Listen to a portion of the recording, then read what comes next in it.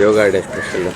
So ನಿಮಗೆ ಎಷ್ಟು important ಅನಿಸುತ್ತೆ health fitness as an actress? I think ಮೊದಲನೇದಾಗಿ ನನಗೆ ತುಂಬ ಖುಷಿ ಅನಿಸ್ತಾ ಇದೆ. Because first of all B N S ಎಡಿ ಸರ್ ಅವ್ರ ಜೊತೆ ಆ್ಯಂಡ್ ಶರತ್ ಸರ್ ಅವ್ರ ಜೊತೆ ಈ ಒಂದು ಇವೆಂಟ್ ಶೇರ್ ಮಾಡ್ತಾಯಿದ್ದೀವಿ.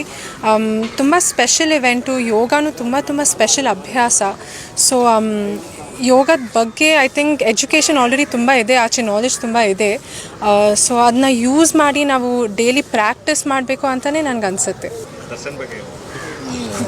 No comment. ಇನ್ಸಿಡೆಂಟ್ ಬಗ್ಗೆ ನಿಮ್ಗೆ ಏನು ಅನಿಸುತ್ತೆ? ನಾವಿವತ್ತು ಯೋಗದ ಬಗ್ಗೆ ಮಾತಾಡೋಣ.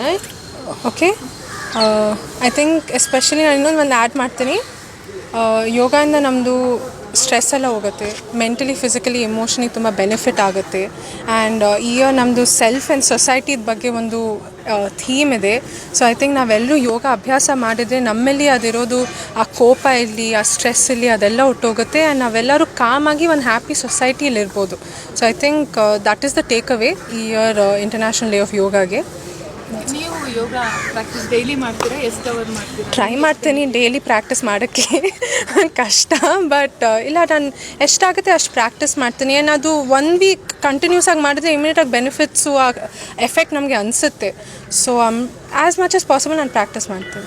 ಯೂಶಲಿ ಸಿಂಗಲ್ ಒಬ್ಬೊಬ್ಬರೇ ಮಾಡ್ತೀರಾ ಅಥವಾ ಎಲ್ಲಾದರೂ ಕ್ಲಾಸಸ್ಗೆ ಹೋಗಿ ಮಾಡ್ತೀರಾ? ಇವತ್ತು ಇಷ್ಟೊಂದು ಜನದ ಜೊತೆ ಯೋಗ ಮಾಡಿದ್ದು ಹೆಂಗೆ ಅನಿಸ್ತು?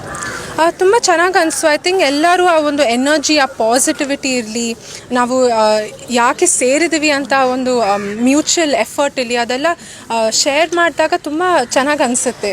ಆ್ಯಂಡ್ ಐ ಥಿಂಕ್ ನನಗೇನು ಅನಿಸ್ತು ಅಂದರೆ ಆ ಯೋಗ ಪ್ರಾಕ್ಟೀಸ್ ಆದ ತಕ್ಷಣ ಅದು ಫುಲ್ ಒಂದು ಕಾಮ್ ಪಾಸಿಟಿವ್ ಎನರ್ಜಿ ಇತ್ತು. So it was very very nice, special ಆಗಿತ್ತು ಒಂಥರ.